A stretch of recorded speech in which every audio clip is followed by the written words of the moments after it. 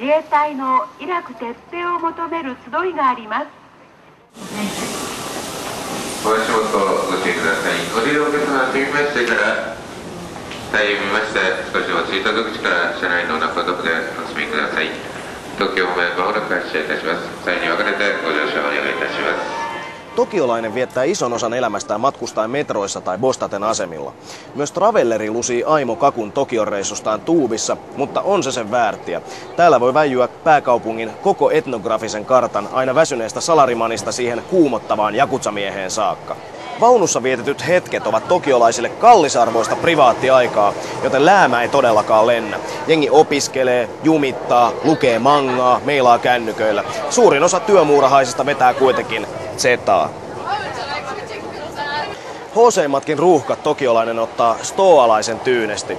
Tosin viime aikoina on yleistynyt uhrien vaivihkainen koskettelu ja kopelointi väentungoksessa. Taannoin tässä Yamanotelainilla joku kouri minunkin kassejani. Toivottavasti se oli edes naisen käsi.